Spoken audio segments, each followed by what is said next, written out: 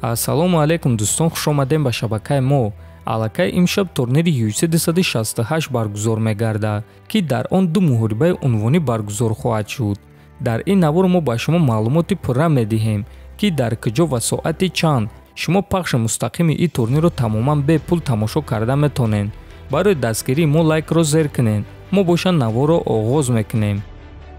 Чӣ хеле ки қайд кардем имшаб, яъне шаби 6 ба 7 ноябр турнири калони UFC 268 баргузор мегардад, ки дар он беҳтарин муҳорибаҳо моро интизор аст ва муҳорибаҳое ки бисёри мухлисон интизоранд инҳоянд: муҳорибаи чемпион Камару Усман зидди довталаб Колби Ковингтон, муҳорибаи чемпионка Роуз Намаюна зидди довталаб Вейли Жан ва ҳамчунин муҳорибае ки бисёриҳо интизор буданд, муҳориба дар вазни сабук байни дуюм рақами рейтинг Ҷастин Гейҷе ва панҷум рақами рейтинг Майкл Чендлер.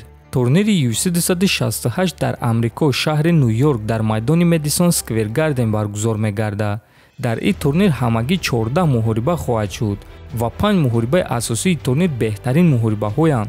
Барои ҳамин дӯстон мо ба шумо тавсия медиҳем, ки ҳатман ин муҳорибаҳоро тамошо кунед. Карди асосиро муҳориба дар вазни сабук муҳорибаи Ҷастин Гейҷе ва Майкл Чендлер мекушояд. Баъди онҳо муҳориба дар вазни ним сабук байни Шейн Бургос ва Билли Каурантило мешавад.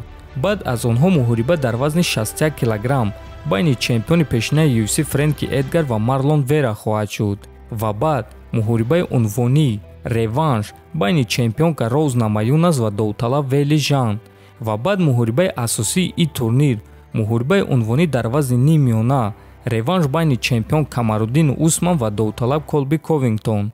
Турнир шаби 6 ба 7 ноябр аз соати 2:00 ба вақти Москва ва 4:00 ба вақти Душанбе оғоз мегардад. муҳорибаҳои асосии турнир боша аз соати 6:00 ба вақти Москва ва 8:00 ба вақти Душанбе оғоз мегардад. акнун мегзарем ба қисми асосии навор. турнирро дар куҷо тамошо карда мешавад? расман турнирро дар саҳифа ва телеканали UFC пас тамошо карда метонед, аммо он ҷо ройгон нест. аз шахсоне ки турнирро ройгон тамошо кардан мехоҳанд, пас барои шумо мо дар телеграм канали худ ссилкаи пахши мустақими ин турнирро пеш аз турнир пешкаш мекунем. шумо ба ҳамун ссилка метонед дароед ва тамоман бепул пахши мустақими турнири UFC 268-ро тамошо кунед. ссилкаи телеграм канали Паҳлавон дар таги навор